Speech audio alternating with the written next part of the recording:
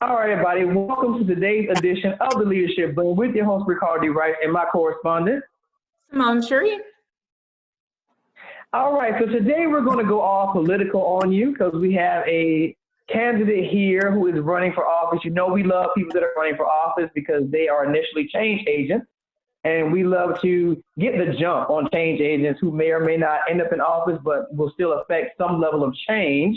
So today we have Miss Triana Arnold James in the studio. How are you doing today, ma'am?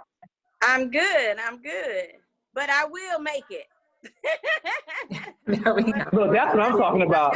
That's what I'm talking about. That's what I'm talking about. So see, we're excited with you. So tell everybody a little bit about you. Tell us about your background, all that good stuff to get us started.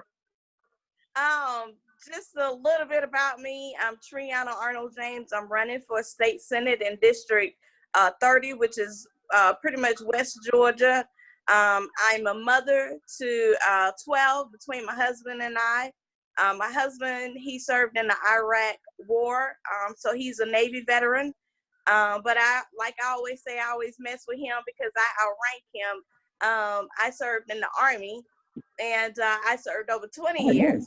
The United States Army, and that's between active duty and reserve. And then I'm an advocate.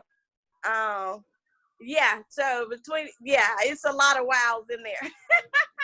But I'm excited about, just moving my advocacy to the next level. Sorry about that. But I'm an advocate. I'm an advocate for the people. I've always been a community leader within my community and outside my community. And, I believe that we need to put people back in we the people. So that's why, that's a little bit about who I am. All right, so tell us about District 30 and what made you want to run. District 30 is actually involves 3 counties, Carroll, Paulding, and Douglas County, and that's West Georgia. So if you're like Carroll County, West Georgia, go a little bit past Six Flags area. That's the west side, closer to Alabama line in the state of Georgia. Excuse me. And we're very diverse, in the district. And why I decided to run, I actually ran in 2017 and 2018. I ran for lieutenant governor. And I came within 10 points of getting the nomination. And, and I was really excited about that. And I was going to just sit back and kind of advocate for my issues. But the people said, no, Triana, we need you on the front line once again. And so there's a lot of things that I advocate for, and I'm pretty sure we'll get into those issues. But it's a lot of things I advocate for that is not law. And so I said, I'm going to keep advocating for those, those issues until they becomes law. Then my husband would say, well, what happens when they become law? And I said, well, I'll find something else to fight for. But that's why I decided to run. I wanted to give the people a voice. I wanted to, especially in rural Georgia where I live, the people in rural Georgia are hurting really bad. And especially under this environment of, the pandemic. They need a voice. The people need a voice. Sure. So one of the things that we like to do is talk to people about what's going on in the news, no matter what their background is. But considering you're running for office and when you're an elected official, it doesn't really matter what your strengths are, what your weaknesses are. You've got to talk about all of it, agriculture and family issues, whatever it is. And so I think COVID-19 seems to present new ground for a lot of folks to talk about, folks who are not necessarily on the Health and Human Services Committee, but who have to kind of address these major public health issues. So I'm going to share the numbers really quick, and then maybe you can share with us how you feel about what's going on with the crisis, and we can talk about it from a health standpoint, from a financial standpoint. So as of today, again, the Department of Public Health updates these numbers twice a day, There's been 301,000 tests given and 36,500 confirmed cases. There are, between those cases, since we talked about racial disparities, I'll just say that 12,700 of those are African Americans who've been confirmed for currently 1,548 Georgians have died from COVID-19. Obviously, the remainder have been recovered cases. So right now we're at 1,548. The projections for where we would be back in March is 2,100. So we are slightly below the amount of people that we thought would pass because of this virus, but no small number by any means. And there have been 240,000 unemployment claims. So we're talking about a sizable portion of the population. We know that we're in the middle of reopening, middle end, it's kind of hard to say. But we're in a phase in which people are now either voluntarily staying closed or they've begun to reopen, some sort of a phase reopening, businesses, homes, things like that. How do you feel right now kind of about how COVID has been handled on a state level or on a national level? What are kind of your sentiments about what folks should do or what government should do? Well, one thing, I'd like to take it back a little bit. One thing about this pandemic, it has revealed so much about what's going on a city level, on a county level, on a state level, on a national level. It's revealed about our healthcare, the disparities in our healthcare system. It has revealed about our economy. It has revealed about how we treat each other and how we plan to act, even in doing meetings and how we work and how we go to school. So it has revealed so much about where we need to improve. Okay, so let's take healthcare, for example. Georgia was one of the states that did not expand Medicaid. Had Georgia expanded Medicaid, then a lot of these people, especially in rural Georgia, would have been able to go to their primary care and get testing. Even though, in the beginning of it, testing wasn't available, but they could have gone to their, immediately, they could have gone to their primary care. Now, a lot of people talk about, oh, I have insurance, and, a lot of state legislators talk about, oh, I just go to my primary care. Well, what about the constituents that voted for you? They can't go to their primary care. Their primary care is the emergency room. Okay, and then the emergency room is saying, don't come here if you're not, if you don't have any symptoms. If you just have a low fever or just a cough or whatever, don't come here. So our healthcare system, I don't know why that is so hard to do. Excuse me.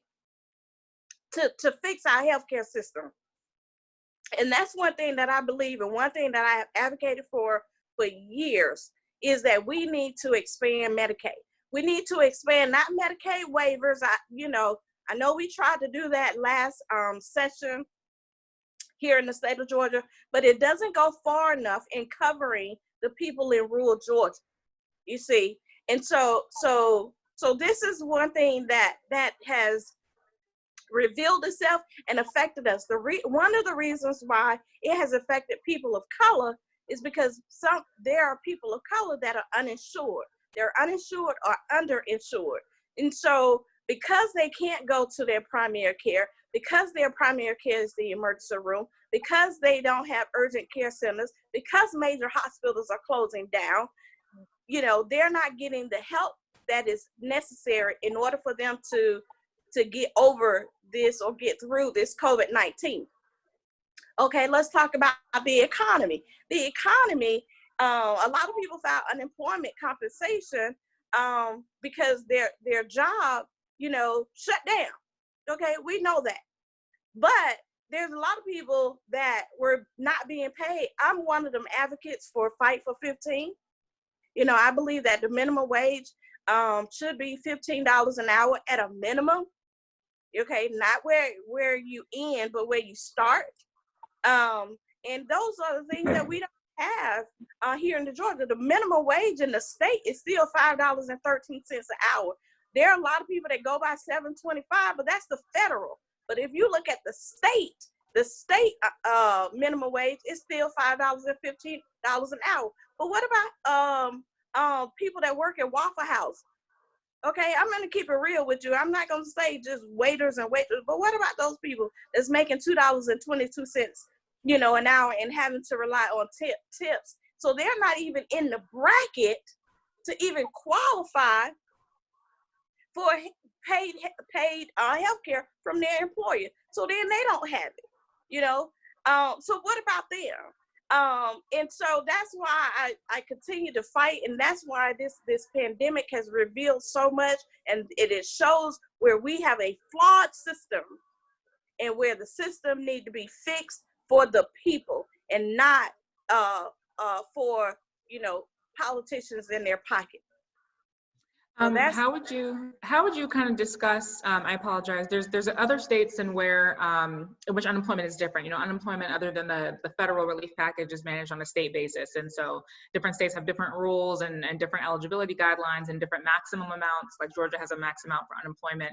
So as we're seeing those unemployment claims rise, how would you feel about kind of the state's ability to manage what healthcare would look like? Like basically Democrats on the presidential slate have pushed for like a universal healthcare. Other folks have talked about universal basic income, but in the state of Georgia, because unemployment works the way that it does, it's not even something all Georgians qualify for. So what would you say to the argument that other people oppose, that, you know, in other states, there are people who make more money on unemployment than they do working? Do you think that's a good thing? Is that a bad thing? Is that something that we have to consider as well, depending on how long relief takes? I think that we need a mandate, a federal mandate, whereas people across the board are making a livable wage. Now, what some people may classify as a livable wage might not be the same thing as like people in California. But then you have to look at the cost of living as well and make those cost of living adjustments. But we need a mandate, you know, in every industry where there are being paid a livable wage.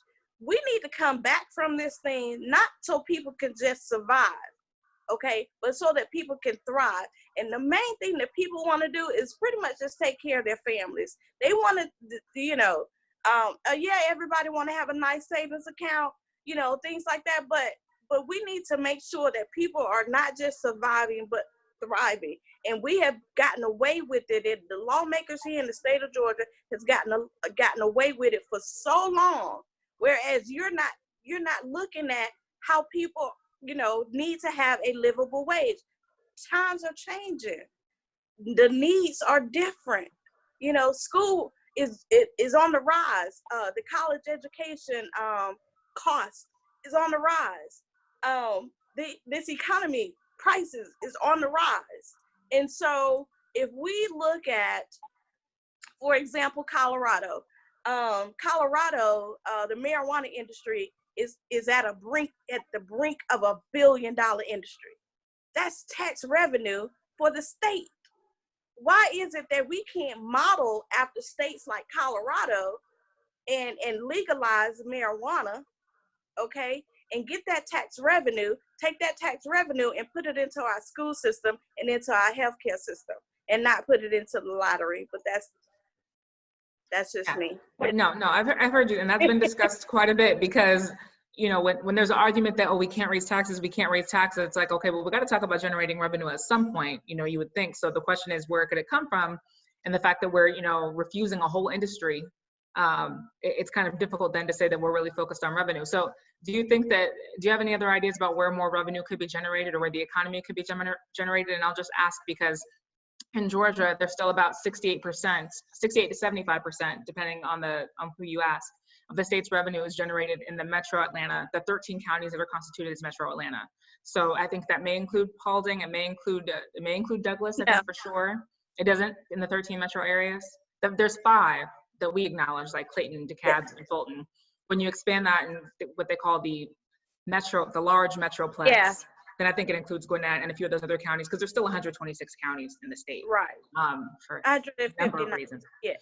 Well, yes. So then the question kind of becomes, well, how do we generate more revenue in rural areas? How do we make it so to where, you know, some of the biggest industries in Georgia, whether they're film and entertainment, or whether there are healthcare, whether they're not technology, how do we kind of expand that? Because at the moment, it really feels like there's just a certain corner of the state that is generating the most revenue. Do you have any other ideas about where that could come from? I'm so glad you asked that question. I have to adjust my seat on that one. Here's the thing, okay? Georgia is the #1 place to do business. That's what we say, okay?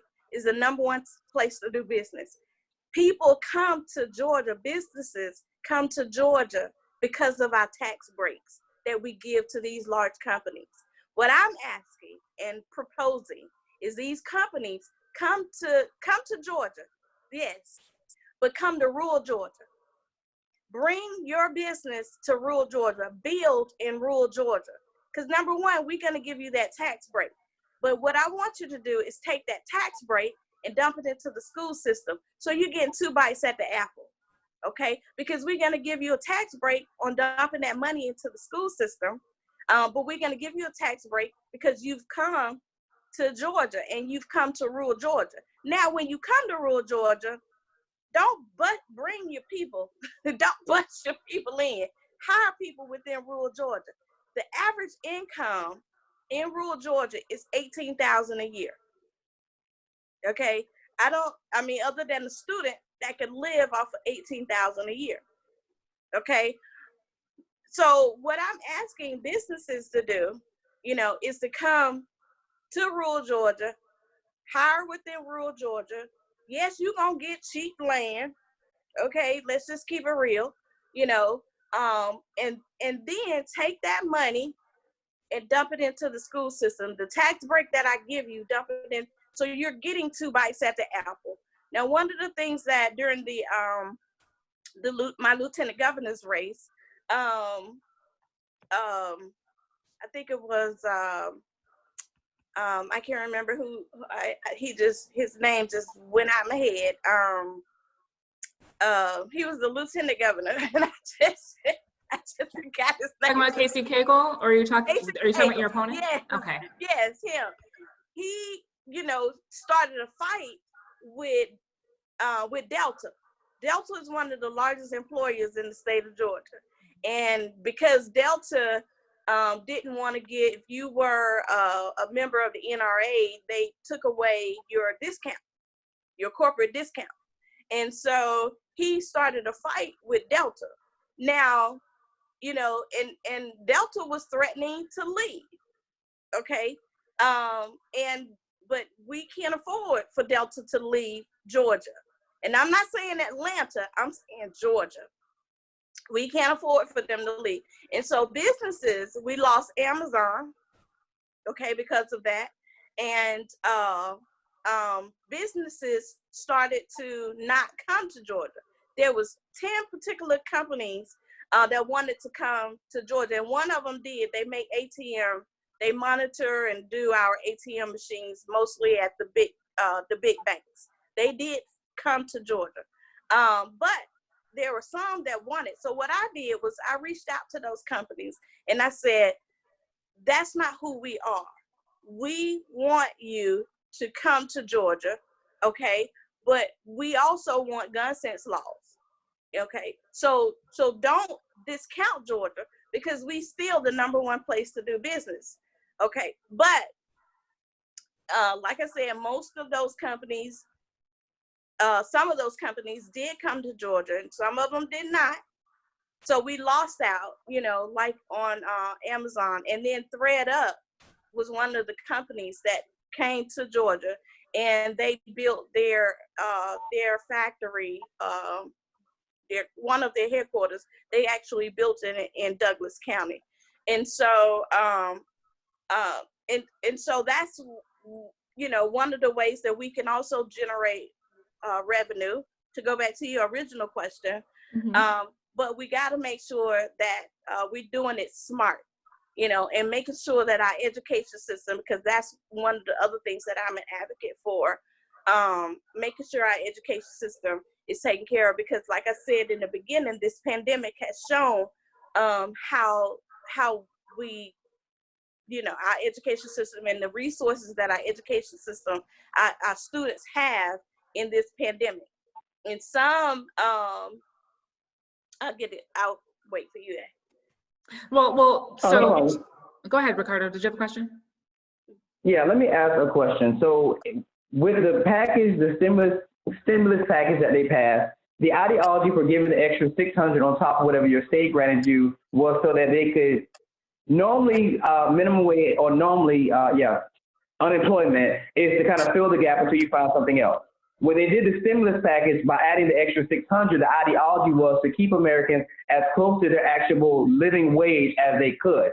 My question to you is, if we did something like that, do you think it's sustainable when we say about giving people a livable wage and all those good things, especially when you talk about rural areas? Because I'm not sure what transportation looks like, whether you guys have trains or buses or not that can truck people back and forth. But do you think if we did something like that, would it be sustainable on a statewide level? Well, as far as unemployment, yeah, I believe that because after the last governor, we ended with a surplus. So yeah, I believe that it's sustainable, but there are people that are, making decisions based on the pocket and not based on the people. So I truly believe that it's sustainable, but we need to get people back to work, because we don't want to keep people on unemployment compensation. We want to get them back to work, and that's why I say I'm for opening the state, but I'm for opening the state responsibly. Making sure that we have testing and things like that available, and if you're going back to work, and a lot of companies are doing this, they take away your unemployment. And so you have somebody that's getting $1,000 a week that normally is not making, that amount on their regular job. So they're like, well, why would I want to go back to work? Because I'm getting $1,000 when, on unemployment. And if I go back to work, then I'm only getting 700. So you do think that that's something that can be abused, and we have to be mindful of?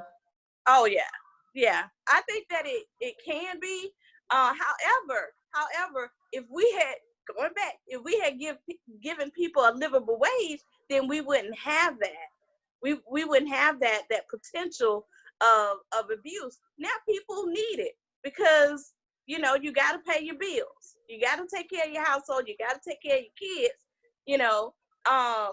But at the same time, it's like let's focus more on getting people to work, putting the resources into making sure that the counties have the resources and the cities have the resources they need in order to provide for people, and then that revenue and put it someplace else.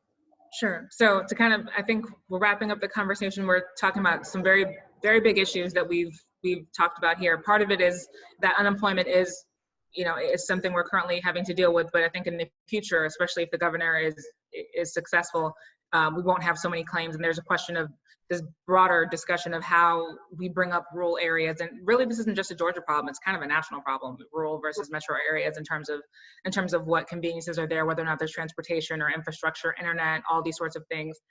So it's kind of a different conversation. It's a big one. And I'm sure it's one that you'll encounter under the dome as well. But another question that's come to attention lately has to do with everything that's gone on outside of COVID. So there was a very high profile case currently in Georgia right now, in the shooting of Ahmaud Arbery, a 25-year-old, and this was in Brunswick, Georgia. And this week we've learned a little bit more about the defense team that will now represent who we've identified the shooters to be, Gregory and Travis McMichael. One was a former district attorney and law enforcement officer, the other was his son, and a third individual who was videotaping. Now it's in the hands of a fourth prosecutor. That prosecutor is out of Cobb County, where I live, Joyette Holmes. This is a case that's caught a lot of attention and very late. So I think it was about May 7th that the DA Holmes got this case, and the shooting happened in February. It didn't receive any attention in terms of moving from the first prosecutor to the second until late March. No arrests had been made until the story broke.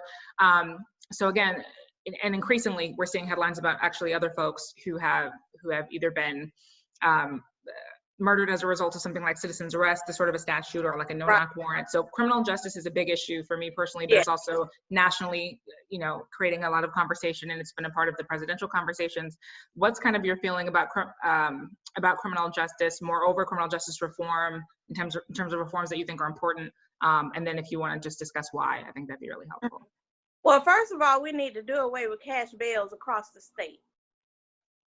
Cash bails across the state, plain and simple. There are people that are sitting in jail for misdemeanor crimes because they can't afford their cash bail. So we need to do away with that. Our criminal justice system need to be more about rehabilitation rather than deterrence. It's set up, the criminal justice system is set up for deterrence and not rehabilitation, where we have one of the highest recidivism rates in the country here in the state of Georgia. And that's because that's where the system is designed, to keep you in the system. Now, I raised 8 boys, okay? And thank God that none of them have been in the system. and I have done Same here. Okay, even from tickets, I have worked hard to keep them out of the system, because I know if you get a speeding ticket, don't get on probation, go pay that ticket. If you don't have the money, I'll pay it, then you pay me back. You know, don't go get on probation, because even with the smallest thing as a speeding ticket or a stop sign could get you wrapped into the system. So it needs to be, because, okay, so say example, you go and you speeding, and you say, well, you know, the fine is high, so I'm going to get on probation. Okay. Then probation says, well, I have a right to test you, you know, for alcohol or marijuana. So now, you know, because you young, okay, let's just keep it real. You know, you might drink, or you might, you know, smoke the marijuana, or the little things that they do now with the little cigar thing. Oh, I don't know. I can't keep track of what they do now, but I know. but I'm with you. And that smells to me, you know, because I don't smoke, it smells like marijuana. So if I pulled you over, you on probation for speeding, now I got you on a probation violation. You sitting in jail for 45 days. No bond. You know, because you were on probation for speeding. Now you have a marijuana violation and you have a probation violation. So now I'm going to give you 2 years. Now, you see what I'm saying? So the system is designed, you know, to keep you in. It's more about not about rehabilitation, but about deterrence. Okay. So our whole thing need to be no overall, but about Mr. Arbery case, it touched my heart. Number one, because he's a veteran. I'm a veteran. And number two, his sister is his sister is a member of Sigma Gamma Rho Sorority Incorporated, which I am a soror of. And so it really touched my heart. But on the larger scale, it touched my heart because, I mean, how many times have you know, driven in the neighborhood and you say, I like that house. I wonder what they're doing in there. I'm nosy. I'm country. So I'm nosy. And I will go into a house that I'm like, oh, I like that floor. I like the windows. You know, I'm getting ideas for my own house. You know, so how many times have we done that? And I believe that these gentlemen, McMichaels, I believe they took the law in their own hand. The citizens arrest need to be done away with, and they need to be tried and convicted of murder, period, point blank, full stop. Because they took it in their own hands. They didn't, what they should have done was call the police. If they felt like, you know, he was doing something nefarious, you know, they should have called and let the law handle it. That's what they're trained to do. That's what that's what they were hired to do, is to protect and serve. These men, they took the law in their own hand, and because of that, they took the life of a young man who, you know, could have been the mayor, or could have had mental problems. We don't know all of everything. We know a lot because a lot has been revealed. And like Will Smith said, he said, racism is not being shown, it's being filmed. You know, so now we have the power of the phone, so that we could reveal a lot of things that's going on with the disparities that's going on with our criminal justice system and the way law enforcement treat, you know, especially Black men. But my heart goes out to that family, like I said, because I have 8 Black boys. And, you know, sometimes I want to know from people, when did Black men become a threat? You know, I worry about my boys. I pray for them each and every day. And they're the sweetest boys you ever want to meet. I mean, they got their ways. I'm not, you know, one of them mamas like, oh, they walk on water, you know. But I'm like, my boys is not a threat. When did Black men I mean, my husband, when did they become a threat? And so we need to look at it on an overall scene. And I implore, other people that are not people of color is, I'm willing to be your accomplice. Okay. You could be an ally, we could be a friend. I got a bunch of those, but I'm willing to be your accomplice. But when are you willing to be an accomplice for me? When are you going to lay down your life for me?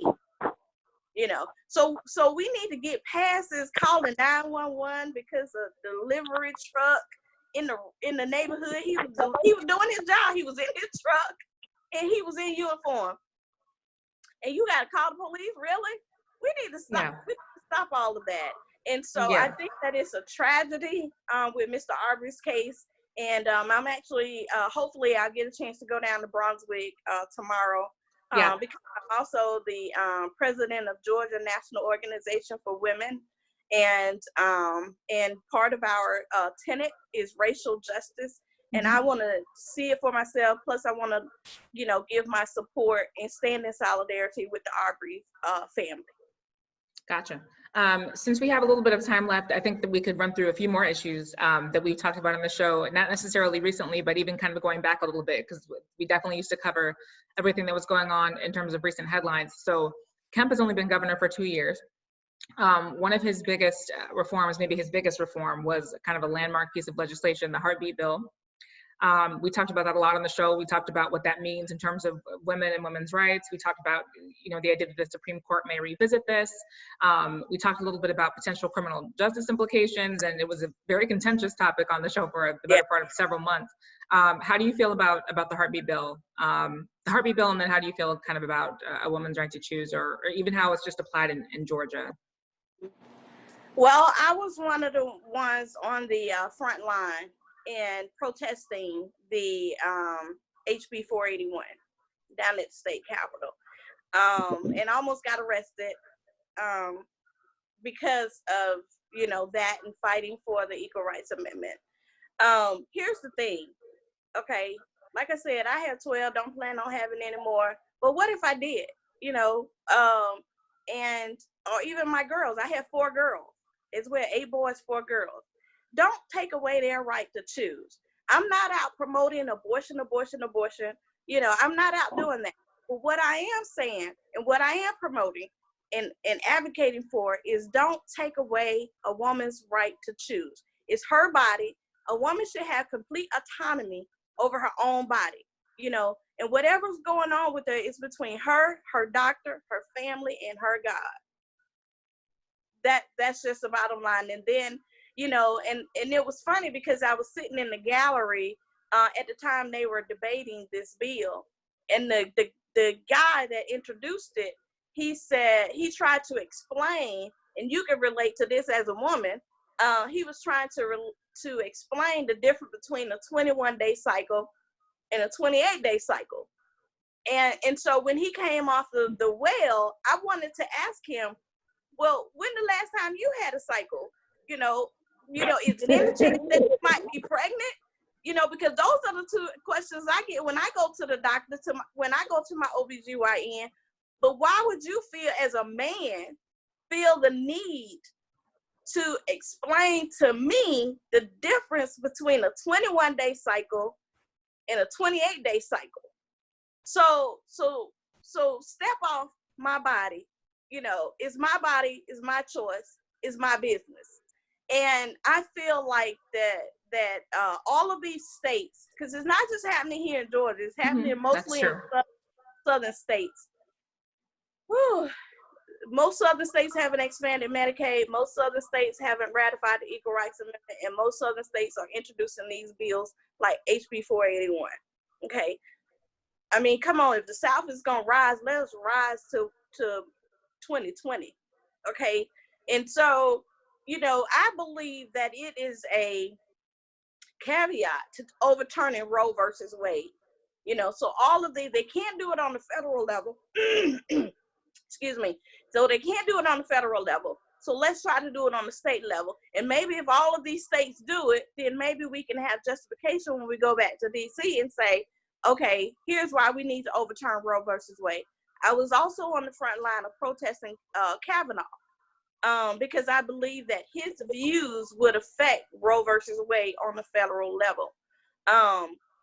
And so that's, you know, one of the first bills that I'm going to introduce outside of Medicaid expansion and ratifying the Equal Rights Amendment is overturning. Now, we have a stay right now. We have a stay on HB 481, but it needs to be overturned. And that's going to be one of the top 3 bills that when I become senator of District 30, that I'm going to introduce in overturning HB 481. Because a man, anyone, this is how I say it, and I don't know if, you know, we got young people watching, but anybody without a vagina don't need to be making decisions about mine. Full stop. Okay, let me, all right, so, because we're approaching that time. So tell us what the actual issues are that you're running for the place that you're running in. So what are your actual issues? What are you running on? I'm running for issues that actually transcend across the state, and they transcend across party lines. And that's, like I said, Medicaid expansion. We finally need to do that, where we're covering over 300,000 Georgians. And we need to do it. The Equal Rights Amendment. The Equal Rights Amendment says equality of law shall not be denied or abridged by the United States or by any state on the basis of sex. We need to ratify the Equal Rights Amendment because we need to make sure that we have equal pay for equal work. We need to make sure that women are not discriminated against because they are women, and women need to be finally in the Constitution. Okay. And then again, HB 481, the abortion ban bill, we need to overturn that. Voter suppression, you know that's big in the state of Georgia. We are at one point in time, we were deemed in the top 5% of the worst voting, worst states with voting problems. And so voter suppression is really, gerrymandering is really big. And then protecting our veterans. And particularly in my district, we have a veteran center, but it doesn't go far enough. And there are not enough veteran centers across the state of Georgia, whereas a veteran is not, and it doesn't matter what your zip code or what your income, if you are a veteran, you are entitled to these services, and we need to make sure that they are available. And they are not available, especially out here in rural Georgia. If you go to a VA center out in rural, out in this area, and if it doesn't cover the services that you need, then you got to still go to Atlanta. And these are all a part of my One Georgia plan. Because like you said, you had mentioned, Simone, you had mentioned about, the metro Atlanta area. Well, we are One Georgia, and I don't believe in it's Atlanta and then everybody else. We are One Georgia. So just because the metro has those resources, well, guess what? Rural Georgia needs those resources as well. The resources that's coming into Atlanta need to come into rural Georgia, because rural Georgia is suffering. Rural Georgia is hurting big time when it comes to these disparities and the resources that are needed, especially in our education system. So that's why I launched, and these are the top issues that has vastly affected rural Georgia, and that's why I've launched my One Georgia plan and making sure that resources and funding is coming to rural Georgia just like they come into the metro Atlanta area. In addition to all those other issues. Yeah. So tell us about education. That's usually one of the things that people have to get into. So what does education look like in your section of rural Georgia? What does it look like? Well, there are some counties that, for example, this pandemic, they went to doing Google Classrooms or Zoom meetings and things like that.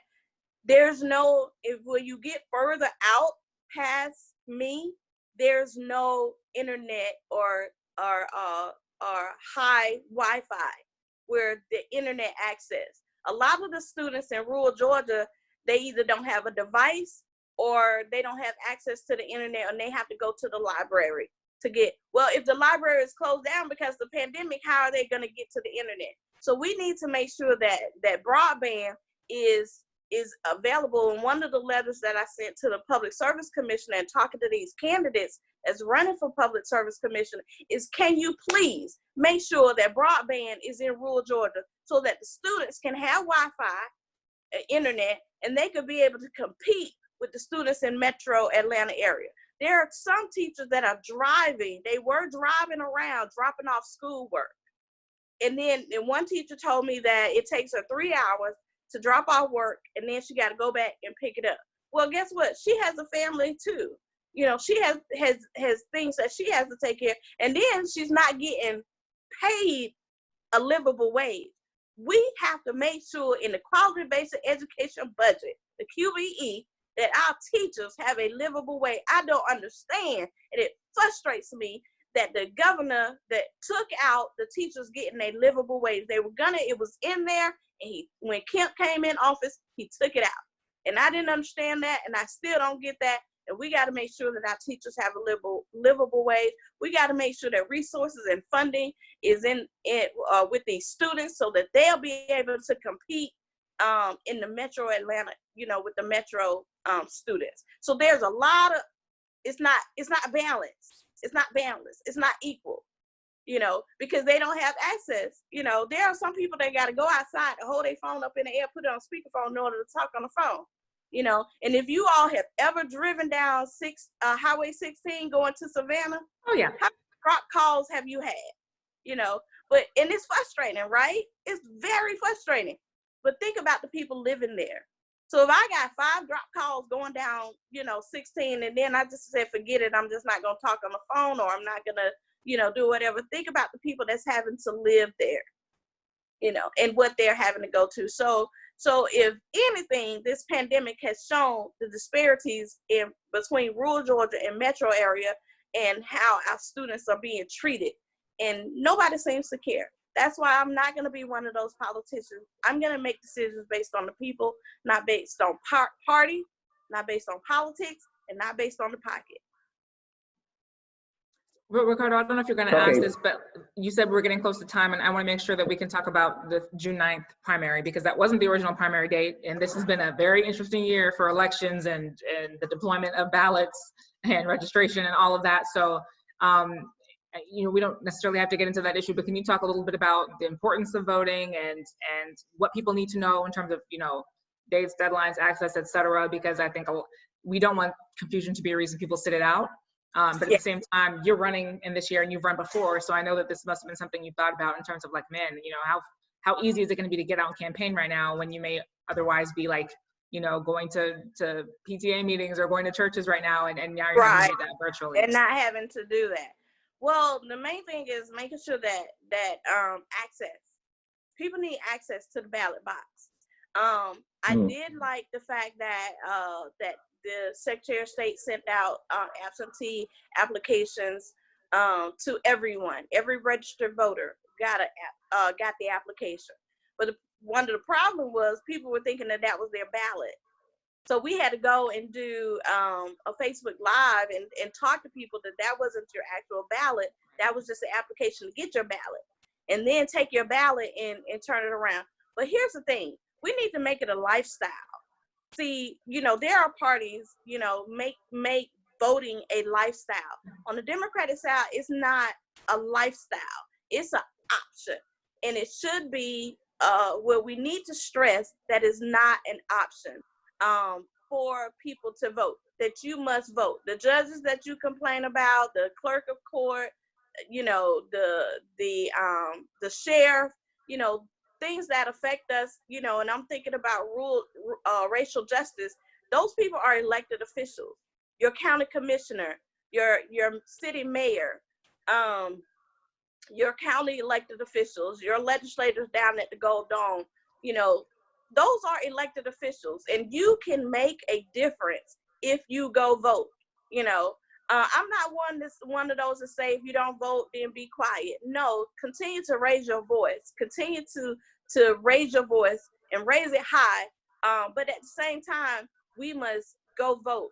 And not just go vote, we must take other people to go vote with it. We must encourage other people. I remember just you know, when my grandmother passed in 2018, 3 weeks before the primary, for my lieutenant governor's race. But I still encourage people to go vote. And one of the things that I would do every Sunday, I would bring my laptop, you know, because we would get together at Big Mama's house on Sundays, you know, and I would bring my laptop and I would check my family voter registration. If you're registered to vote, if you wasn't registered to vote, then I'm registering you to vote, you know, and things like that. And I'm doing it while we sitting down, because we done ate that big meal and we sitting around talking or watching football or whatever the case may be. I got my laptop. And, you know, you know, my family would be like, oh, Lord, here she come, you know, but it was important, you know, and you start with the family. You start with your family, and you start with your friends, you start with your community. And when we do that and we make it a lifestyle, that every election, every year there's an election, every year, and we must vote. Put it on your calendar, make it a Google calendar, whatever you need to do. You go vote, because when you vote, you're counted. You know, the census, fill out your census. I made sure a lot of my family members, did you do your census? You know, they got tired of me texting, and yes, I got it done. Thank you for reminding me. But it was important, because I'm starting with my family, my friends, my community, and my state. And I love my state. I'm born and raised. I'm a native Georgian. I'm an actual Georgia peach. So, and I love my state, my flaws, but I believe that it's important. I believe that when we vote, you know, we win. I believe that when we get out to vote in the masses, I believe that we have the choice to put people in office that's going to be making decisions based on the people. So yes, I'm a big supporter of people voting, and as well as hand paper ballots. All right, so in kind of the wrap up, why should individuals vote for you for this particular office? People should vote for me because, like I've said, I'm going to be your voice, especially for rural Georgia. I'm going to make decisions based on the people and not based on the pocket. I am, you know, I have the experience, and I have the knowledge and the know-how and the passion. I have the passion to make sure that I speak truth to power or perceived power. And I'm going to speak up for you, and anything that's going on, I'm going to follow President Obama's model is, if I can't get anything done at the Gold Dome, then I'm going to bring it to the people. And that means transparency. I'm going to be transparent. I'm going to make sure that you know everything that's going on. So I'm going to amplify my advocacy work by 10 once I become the senator for the District 30, for the great state of Georgia. Okay, but how do people get in touch with you? So give everybody your information. Okay, how do you get in touch with me? You can go to my website, trianaforgeorgia.com, Triana, the number 4, Georgia.com. Excuse me. It's working, these allergies is working on me. But my website, trianaforgeorgia.com, Triana, the number 4, Georgia.com. And then on all social media, TikTok, Twitter, Instagram, Facebook, LinkedIn, all social media platforms, I'm Triana for Georgia. So Triana, the number 4, Georgia, on all social media platforms. Reach out to me, volunteer on my campaign. I'm not raising, during this pandemic, I'm not raising money because I believe that is, we shouldn't do that. But that's just me.